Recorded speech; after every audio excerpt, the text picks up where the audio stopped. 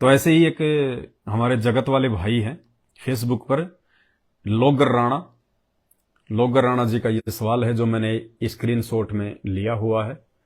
Logar Rana ji Facebook पर comments के माध्यम से सवाल कर रहे हैं। मेरा सवाल यह है कि सतयुग के बाद में द्वापर आना चाहिए, त्रेता कहां से आ गया। लोगर राम जी कह रहे हैं कि 4 युग होते हैं, सतयुग, उसके बाद में त्रेता युग, फिर द्वापर और वर्तमान में जो ये कलयुग चल रहा है। तो इनको शंका है कि सतयुग तो जो है प्रथम युग है, प्रथम युग के बाद में दूसरा द्वापर युग आना चाहिए, द्वापर के बाद में तीसरा युग त्रेता युग आना चाहिए, और उसके बाद में यह कलयुग आना चाहिए था। लेकिन यह तो उल्टा हो गया, सतयुग के बाद में द्वापर आ रहा है, सतयुग के बाद में तो आप जो है त्रेता आ रहा है, और त्रेता के बाद में द्वापर आ रहा है। तो ये उल्टा सिस्टम क्यों। लोगर राणा जी, सृष्टि में जो भी घटनाएं घटित होती हैं उन घटनाओं की सही सही जानकारी सृष्टि को रचने वाला परमात्मा खुद ही आके बताता है, दूसरा कोई नहीं बता सकता। आइडिया लगा सकता है, वो झूठ भी हो सकता है, वो सच भी हो सकता है। तो सतगुरु रामपाल जी भगवान ने, जो सृष्टि के जनक हैं, जो पूर्ण परमात्मा हैं, जगन्नाथ हैं, सृष्टि में आज से पहले अनंत युगों में जो भी घटनाएं घटित हो चुकी हैं, क्योंकि ये सतयुग, त्रेता, द्वापर, कलयुग, ऐसे ऐसे ना जाने कितने चतुर्युग, अरबों खरबों, गिनती नहीं है। अरबों खरबों तो बहुत थोड़े हैं। अगर हम अरबों खरबों से भी काउंटिंग करें, 1 अरब, 2 अरब, 3 अरब, तो भी 100 साल की उम्र बीत जाएगी हमारी। इतने युग बीत चुके हैं, इतनी बार यहां पे सृष्टियां जो है ये बन चुकी हैं इस काल की, फिर नष्ट हो जाती हैं, फिर बनती हैं, फिर नष्ट होती हैं। उन अनंत युगों की जो घटनाएं हैं वो सृष्टि रचने वाले कबीर देव, सतगुरु रामपाल जी भगवान की आंखों के सामने फिल्म की तरह चलती हैं। इसलिए सतगुरु जो बातें बताएंगे वो परम सत्य होंगी, उनमें झूठ का लेस मात्र भी नहीं होता। तो सतगुरु रामपाल जी भगवान ने आके इसका भेद बताया है कि सतयुग के बाद में द्वापर युग आना चाहिए था, लेकिन त्रेता क्यों आया। वैसे तो शास्त्रों में इन घटनाओं का जिक्र है, लेकिन लोग समझ नहीं पाते। तो सतगुरु रामपाल जी भगवान ने बताया कि एक समय देवताओं का राजा इंद्र, अहिल्या के साथ में उसकी शादी फिक्स हो गई थी,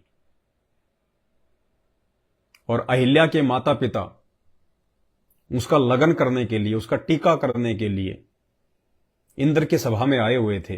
इंद्र उस समय किसी काम से बाहर गए हुए थे।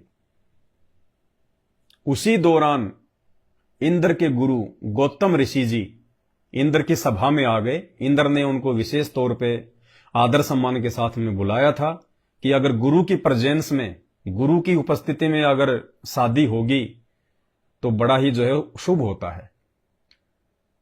तो इंद्र बाहर गए हुए थे, इंद्र को टीका करने वाले बैठे हुए थे। इतने में उनके गुरुजी आ गए, गौतम ऋषि जी।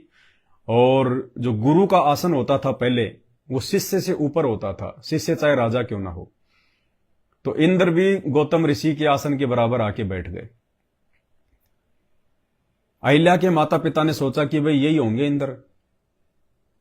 उन्होंने जाके जल्दबाजी में, क्योंकि मुहूर्त निकला जा रहा था, उन्होंने जाके और गौतम ऋषि जी को तिलक कर दिया। अब गौतम ऋषि जी भी कुछ नहीं बोले। गौतम ऋषि जी ने सोचा कि हो सकता भाई ये गुरु जी का सम्मान कर रहे होंगे। इतने में वहां पे इंद्र आ जाता है। लोगों ने कहा जी लो जी लड़का आ गया, इनका तिलक कर दो। तो उपस्थित लोगों ने कहा कि भाई तिलक तो हो चुका है। तो बोले लड़का तो अभी आया है। बोले जी हमें नहीं पता, मुहूर्त के अनुसार तिलक हो चुका है, अब दोबारा नहीं हो सकता। और मजबूरन अहिल्या की शादी इंद्र के गुरु गौतम ऋषि के साथ में करनी पड़ गई। गौतम जी अपनी पत्नी अहिल्या को लेके इंद्रलोक से वापस आ गए धरती पे, जहां भी अपने आश्रम में रहते थे, अपनी कुटिया में। अब देवताओं का राजा इंद्र, उसके मन में यह दोष पैदा हो गया। उसके मन में यह बात खटक गई कि अहिल्या तो मेरी पत्नी थी, और ये तो मेरे गुरुजी की ब्याही गई। तो उसके मन में एक बकवाद हमेशा चलती रही कि मैं अहिल्या के साथ में भोग विलास करूं, अहिल्या के साथ में भोग विलास करूं। देखो भाई और बहनों, कुछ देर पहले हमने परमात्मा से विनती की थी कि परमात्मा आपने हम नीचों को मानुष से देवता बना दिया और देवताओं से भी ऊपर बनाएंगे तब हम सतलोक जाएंगे। खाली देवता बन के हम मोक्ष प्राप्त नहीं कर सकते, देवताओं जैसे बन के मोक्ष प्राप्त नहीं कर सकते।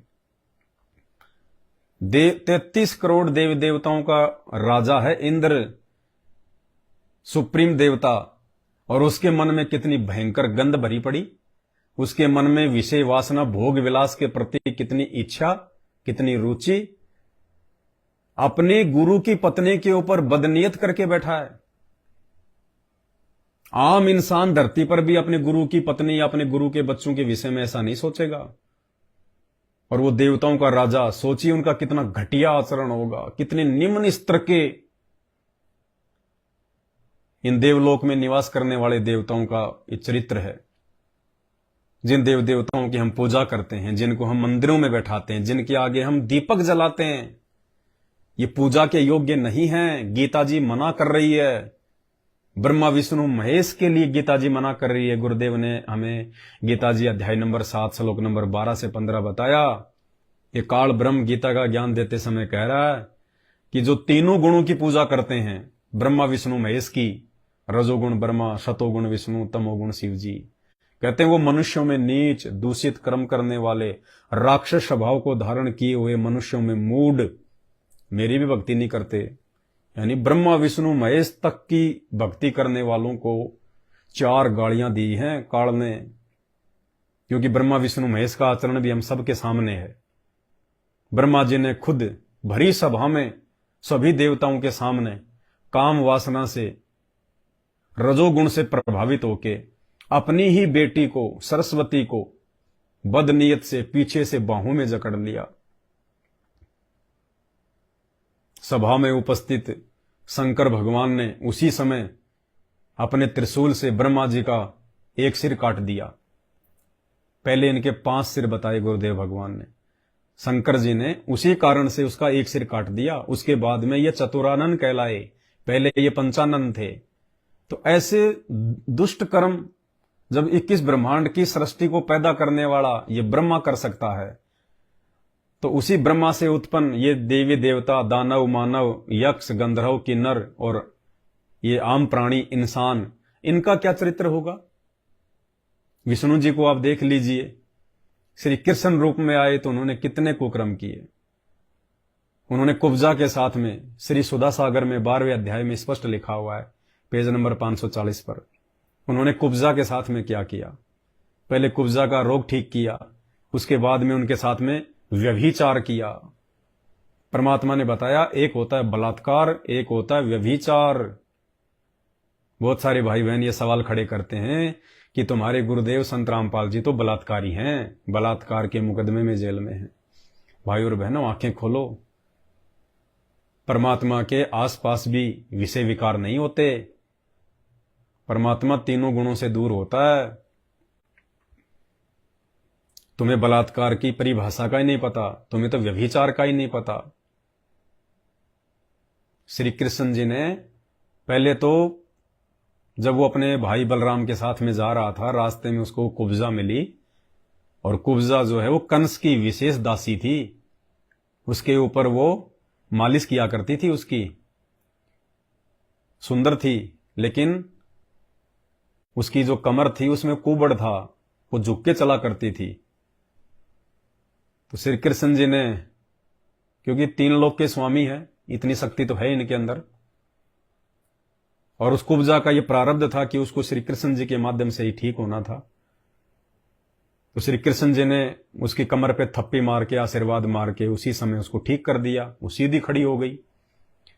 और सुधा सागर में भाई और बहनों, उसके बाद में जब वो सीधी खड़ी हो गई कुब्जा, सुधा सागर जैसे इस ग्रंथ में लिखने वाले को भी शर्म नहीं आई।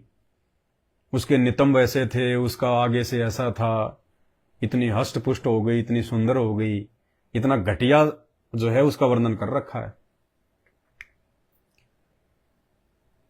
और वो श्री कृष्ण जी के ऊपर मोहित हो गई और मुस्कुरा के तिरछी नजर से श्री कृष्ण जी को उसने निमंत्रण दिया कि मेरे घर कब आओगे, मैं आपके इंतजार में बैठी हूं। उस समय तो श्री कृष्ण जी की मजबूरी थी, वरना वो तो उसी समय उनके पीछे पीछे हो लेते, लेकिन उस समय उनका भाई बलराम उनके साथ में था, इसलिए शर्मा शर्मी के कारण अपने भाई बलराम को कहीं छोड़ के उसके बाद में श्री कृष्ण अकेला कुब्जा के घर पे गया व्यभिचार करने, भोग विलास करने, और उन्होंने कुब्जा के साथ में रंगरेलियां मनाई, कुकर्म किया उन्होंने। ये पूजा के योग्य हैं, इनकी पूजा करनी चाहिए, इनको हम दरबार में लगा के रखते हैं, इनके आगे हम दीपक जलाते हैं। अरे जिसकी हम पूजा करते हैं उसके गुण, उसका स्वभाव हमारे अंदर आना चाहिए, और यही कारण है पूरी दुनिया व्यभिचारी बनी हुई है। किसी को सद्बुद्धि नहीं है, जिनको पूजोगे वैसा ही तो बनोगे। तो श्री कृष्ण जी ने व्यभिचार किया। व्यभिचार की परिभाषा संत रामपाल जी भगवान ने बताई। एक होता है बलात्कार। बलात्कार उसे कहते हैं जो बाई फोर्स किया जाता है, जबरन किया जाता है, किसी बहन बेटी की इच्छा के विरुद्ध किया जाता है, उसको कहते हैं बलात्कार। एक होता है व्यभिचार, जो किसी औरत की सहमति से किया जाता है, किसी औरत की रजामंदी से किया जाता है, उसको कहते हैं व्यभिचार। यदि आपकी शादी हो चुकी है और उसके बावजूद भी यदि कोई औरत आपके साथ में शारीरिक संबंध बनाती है और अपने नालायकी के चलते, अपने अज्ञान के चलते, यदि अपनी पत्नी के रहते सहते आप उसके साथ में भोग विलास करते हैं, शारीरिक संबंध बनाते हैं, तो उसको कहते हैं व्यभिचार। वो बलात्कार नहीं होता, वो व्यभिचार होता है, जो बलात्कार से भी भयंकर है। दूसरा, यदि आपकी शादी नहीं हुई है और शादी से पूर्व यदि आप किसी लड़की के साथ में, किसी औरत के साथ में शारीरिक संबंध बनाते हैं, वो भी व्यभिचार में आता है। तो श्री कृष्ण जी व्यभिचारी की श्रेणी में।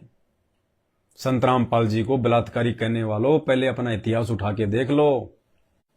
जबकि परम पूज्य सतगुरु रामपाल जी भगवान के ऊपर तो बलात्कार का किसी प्रकार का कोई मुकदमा ही नहीं है, कोई एफआईआर नहीं है, कोई धारा नहीं है बलात्कार जैसी।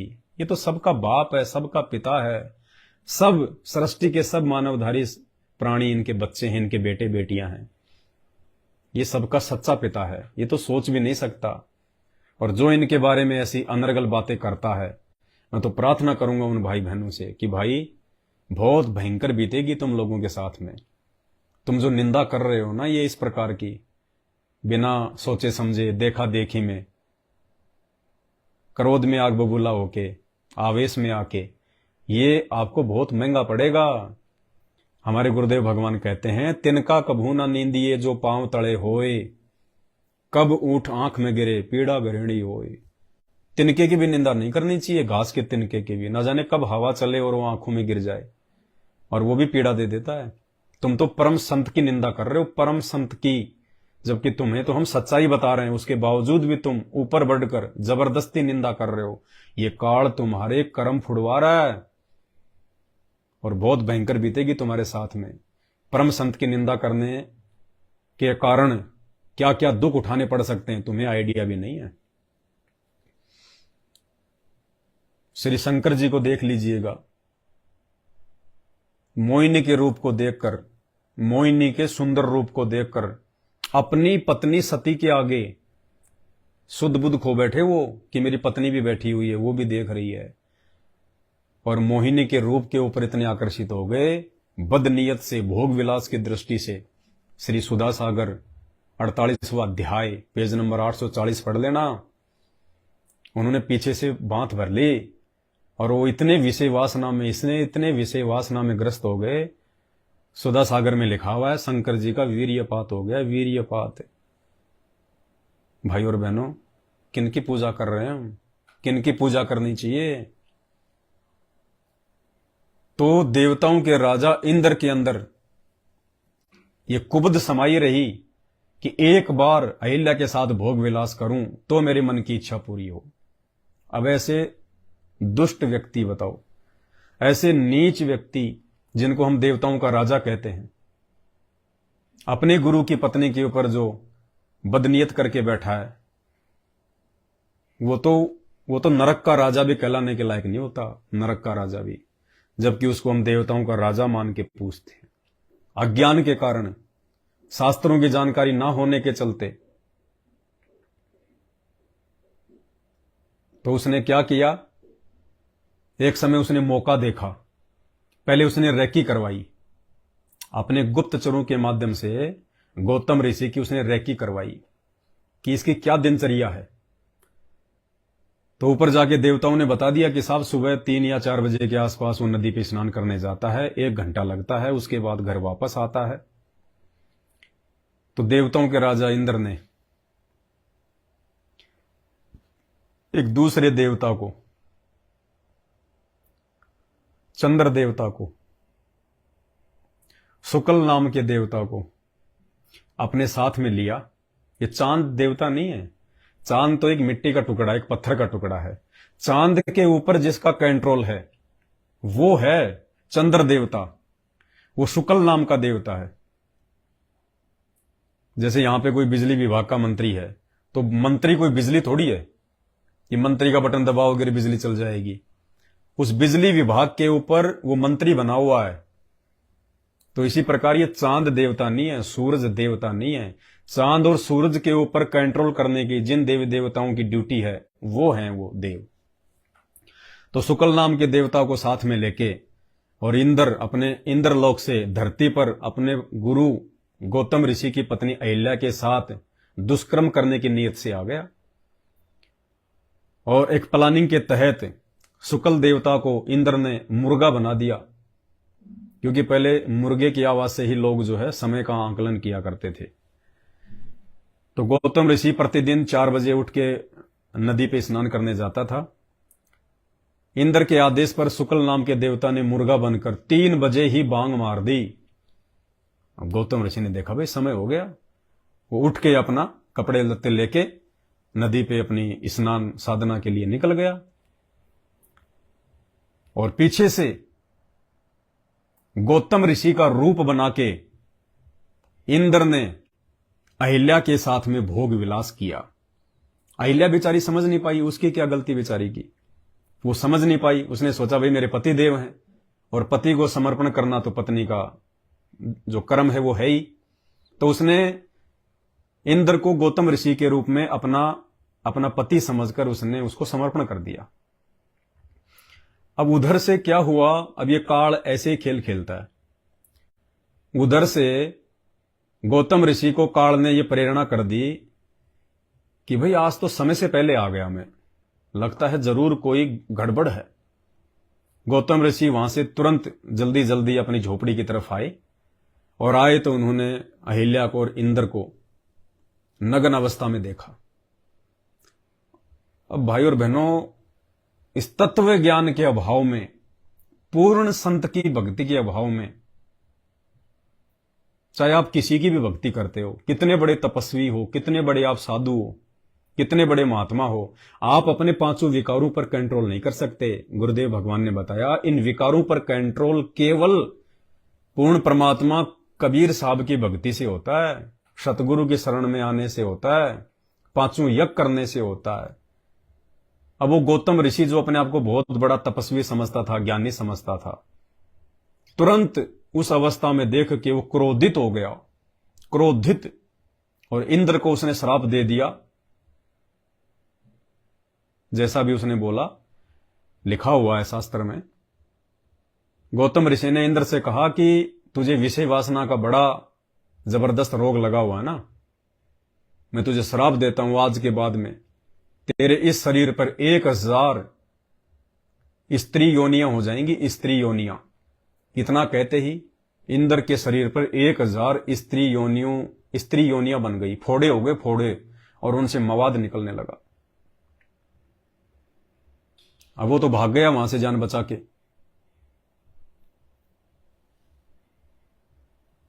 और अहिल्या को गौतम ऋषि ने क्रोधित होकर श्राप दे दिया कि तू पत्थर की बनेगी, पत्थर की। उसके बाद में अहिल्या ने उनसे प्रार्थना की कि पतिदेव मेरी बात तो सुन लो, आपने श्राप तो दे दिया मुझे, लेकिन कम से कम मेरी बात तो सुन लो। मेरी क्या गलती थी?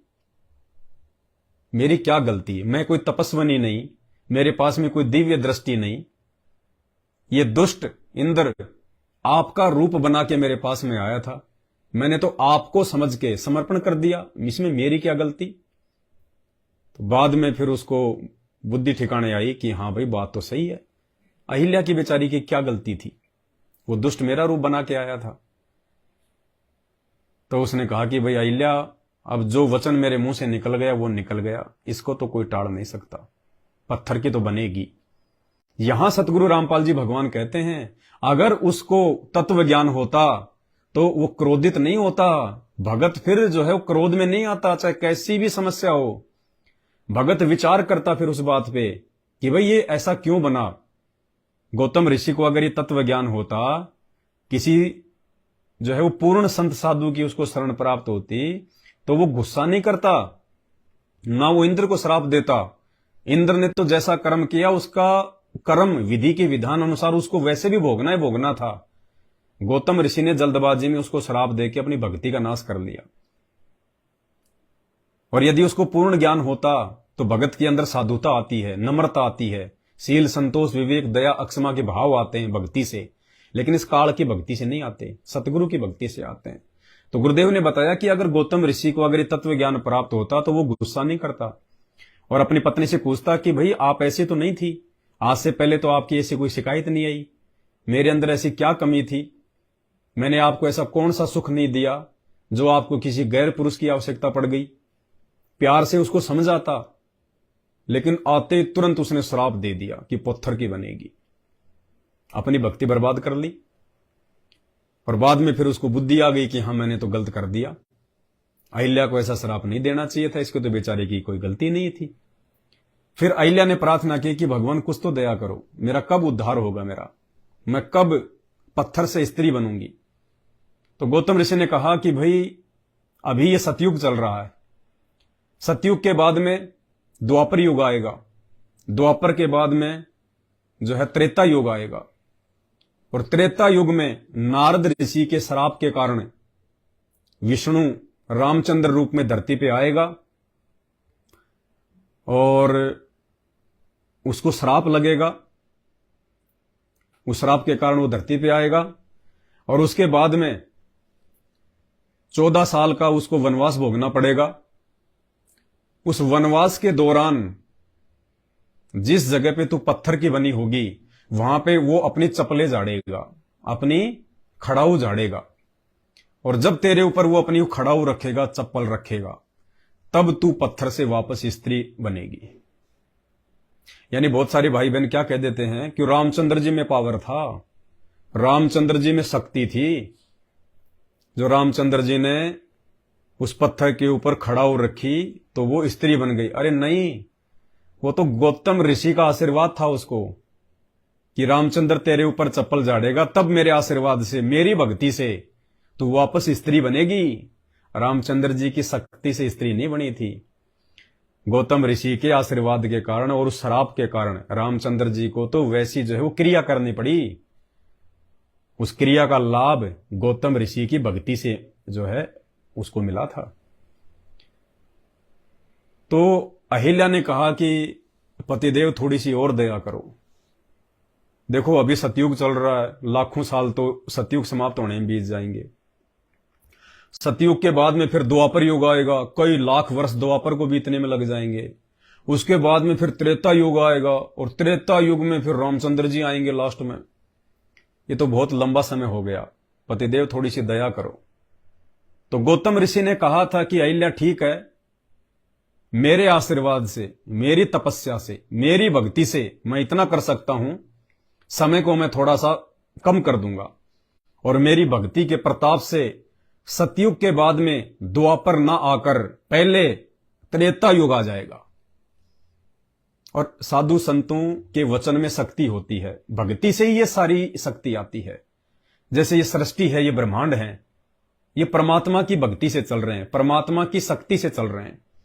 पृथ्वी, जब आप चांद पर जाकर देखोगे पृथ्वी को तो गोल गोल आपको एक ग्लोब दिखाई देगा।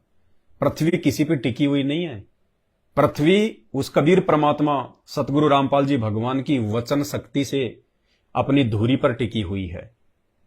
मालिक के वचन में इतनी शक्ति होती है, एक सेकंड भी कोई चीज इधर उधर नहीं हो सकती। मालिक ने बांध रखा है। जब हम इस धरती से देख रहे हैं चांद को, सूरज को, तो ये गोल गोल ग्लोब से दिखाई दे रहे हैं। ये परमपिता परमेश्वर ने, जिन्होंने सारी सृष्टि रची, जिनका वैदिक नाम कबीर परमात्मा है, जो वर्तमान में हमारा सौभाग्य कि हमारे पूज्य गुरुदेव सतगुरु रामपाल जी भगवान के रूप में प्रकट हैं।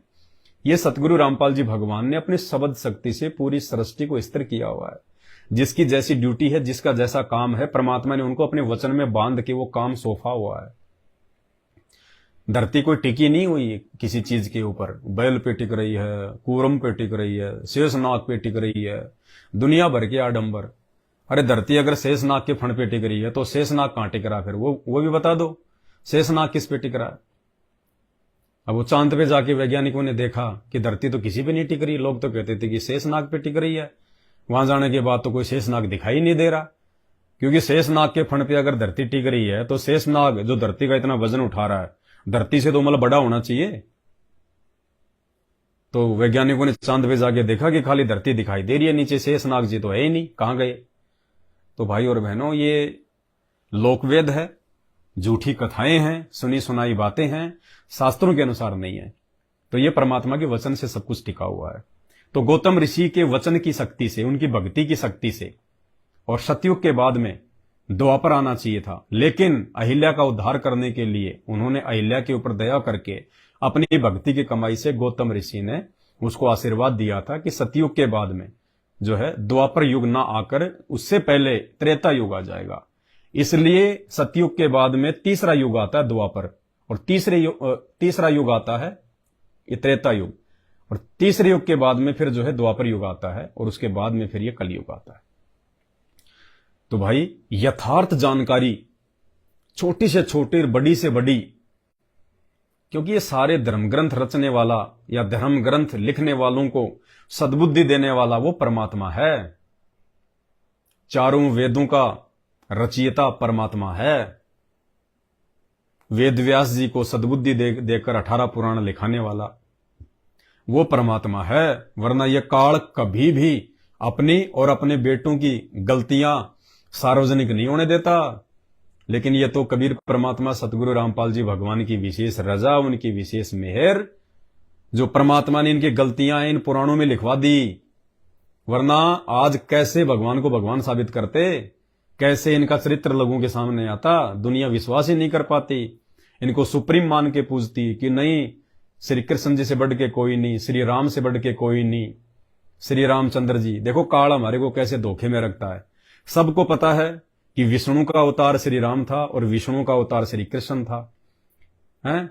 चाहे श्री कृष्ण कहो चाहे राम कहो, एक ही बात है, दोनों उसी के अवतार थे।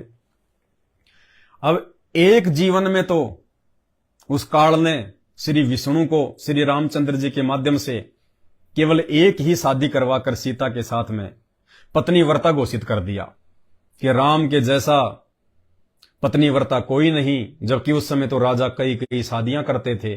खुद रामचंद्र जी के पिता दशरथ की 4 रानियां थी, और भी राजा लोग सैकड़ों शादियां किया करते थे।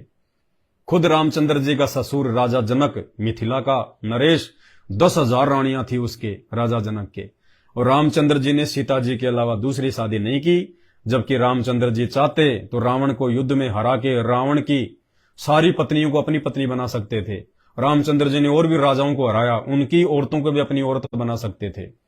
लेकिन देखो श्री रामचंद्र जी कितने बड़े पतिव्रता, कितने बड़े संयमी पुरुष, कितने अच्छे पुरुष, जिन्होंने केवल राजा होने के बावजूद भी एक ही शादी करी।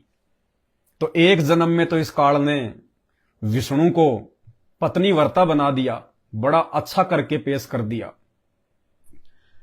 और उसी विष्णु को जब वो द्वापर युग में श्री कृष्ण के रूप में आया तो उसको व्यभिचारी बना दिया। व्यभिचारी एक नहीं, 8 तो खुद की पत्नियां, दिन रात भोग विलास में, 8 तो खुद की पत्नियां, और 16,100 एक राजा से युद्ध करके उसकी औरतों को अपनी औरत बना लिया। जो उस राजा ने कुछ एक को तो बंदी बना रखा था, उन औरतों को उस राजा की कैद से छुड़ा के श्री कृष्ण ने अपनी औरत बना लिया, उनके साथ में भोग विलास। और पता नहीं 1,73,000 कुछ बच्चे उन 16,000 औरतों से पैदा हुए थे। बताइए, एक जन्म में तो काल ने विष्णु को पतिव्रता बना दिया राम रूप में, और दूसरे जन्म में उसी विष्णु को श्री कृष्ण के रूप में व्यभिचारी बना दिया। सीमा ही नहीं, 16,108 रानियां, उसके बाद में कुब्जा के साथ किया वो अलग, गोपियों के साथ में जो किया करते थे वो अलग। व्यभिचार की सीमा ही नहीं, गंदेपन की सीमा ही नहीं, भोग विलास की सीमा ही नहीं। तो ये काल ऐसे जो इसके अधीन होता है, ये देवी देवता ब्रह्मा विष्णु महेश, इनका डमरू बजा के रखता है, इनका डमरू बजा के। तो भाई और बहनों, ये सद्बुद्धि परमपिता परमेश्वर सतगुरु रामपाल जी भगवान के तत्व ज्ञान से आ सकती है। इसलिए ये दुनिया के जितने भी साधु संत महात्मा मठाधीश, चारों शंकराचार्यों को सन 2009 में संत रामपाल जी ने बाकायदा लेटर लिखकर साधना टीवी चैनल और जागरण टीवी चैनल पर बाकायदा उनको इनविटेशन भिजवाया, ऐड लगवाई कि देखिए आप भी संत हैं और मैं भी एक छोटा मोटा संत हूं। और साधु संतों का मकसद होता है समाज को सही आध्यात्मिक मार्ग बताना, सही दिशा प्रदान करना, ताकि लक 84 से छूट के उनकी आत्मा का कल्याण हो, मोक्ष हो। तो जब हम सब साधु संतों का मकसद एक ही है, तो हम लोग अलग अलग अपने डफली क्यों पीट रहे हैं? कहीं ऐसा तो नहीं कि हम साधु संत लोग भक्ति मार्ग से हटकर और अपनी रोजी रोटी तक सीमित हो गए, अपने अपने मनमुखी मंत्र बताने लग गए, मनमुखी साधना बताने लग गए। किसी भी साधु संत की सेम मंत्र नहीं है। किसी के पास ले जाओ, कोई तो क्या मंत्र दे रहा है, कोई क्या मंत्र दे रहा है। अरे किसी के पेट में दर्द है तो टैबलेट एक ही काम आएगी। अगर पेट में दर्द है तो एक ही प्रकार की टैबलेट से वो पेट का दर्द ठीक होगा। अब कोई डॉक्टर तो कोई दवाई दे रहा है, कोई डॉक्टर कोई दवाई दे रहा है, तो भाई वो डॉक्टर नहीं है, उल्टा रोग बढ़ा देंगे। तो परम पूज्य सतगुरु रामपाल जी भगवान ने कहा कि भाई आप भी साधु और मैं भी साधु, और साधुओं का मकसद होता है समाज को सही दिशा देना। तो आओ हम लोग ज्ञान चर्चा करते हैं, शास्त्रों के अनुसार चर्चा करते हैं, क्योंकि भक्ति और भगवान की जानकारी शास्त्रों में है। देखो, ना तो कोई श्री राम से मिल के आया, ना कोई श्री कृष्ण से मिल के आया। वर्तमान में जितने भी साधु संत महात्मा हैं या जितने भी उनकी पूजा करने वाले भगत हैं, वर्तमान में कोई भी व्यक्ति ना तो श्री राम से मिल के आया, ना श्री कृष्ण से मिल के आया, ना देवी देवताओं से मिल के आया। उनको यदि जानकारी हुई है उन देवी देवताओं के विषय में, उनकी पूजा पाठ के विषय में, तो शास्त्रों से ही हुई है। तो भक्ति का जो मार्ग है, यथार्थ जो मार्ग है, वो शास्त्रों में है। अब शास्त्रों को तत्वदर्शी संत के अलावा दूसरा कोई समझ नहीं सकता, क्योंकि गीता जी में गीता ज्ञान देने वाला भगवान खुद कह रहा है अर्जुन को कि अर्जुन तुझे गुप्त से गुप्त बात बताता हूं, अध्याय 18 श्लोक 65 और 66, कि मैं तुझे गुप्त से गुप्त बात बता रहा हूं। मेरा भी इष्ट देव वही है जिसके विषय में मैंने अध्याय 18 श्लोक नंबर 62 में बताया कि उसकी शरण में जाने से ही तू सनातन परम धाम को प्राप्त हो सकता है। फिर प्राणी कभी लौटकर वापस संसार में नहीं आता जन्म मरण में। अर्जुन तू भी उसी की शरण में जा। तो अर्जुन ने कहा कि भगवान आपने तो अपने आप को भी रिजेक्ट कर दिया कि उसकी शरण में जाने से मोक्ष हो सकता है, और आप कह रहे हो मैं भी उसी की भक्ति कर रहा हूं जैसे भी ये टूटी फूटी। तो भगवान फिर आपकी शरण में क्या होगा? फिर कौन है वो आपके अलावा? और कौन सा ऐसा भगवान है जिसकी शरण में जाने से मुक्ति होगी, मोक्ष होगा? तो गीता ज्ञान देने वाले ने अर्जुन को कहा कि उसकी जानकारी देने वाला वो संत, वो तत्वदर्शी महात्मा गीता अध्याय नंबर 4 श्लोक नंबर 34 में मिलेगा।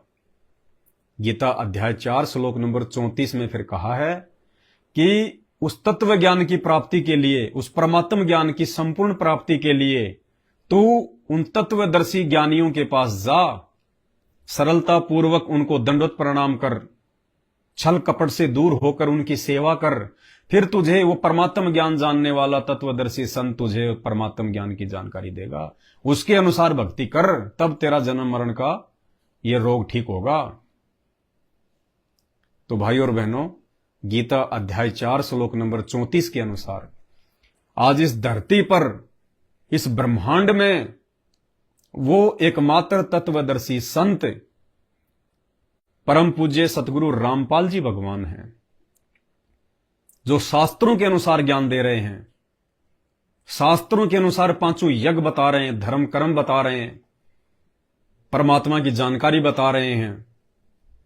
वरना आप खुद विचार कर लीजिए, धरती तो छोड़िए, पूरा विश्व तो छोड़िए, 21 ब्रह्मांड में, 7 दीप 9 खंड में, सप्तपुरी में, किसी भी लोक में धर्म शास्त्रों को दिखाकर उनका निष्कर्ष निकालकर इन धर्म शास्त्रों के अनुसार साधना देने वाला संत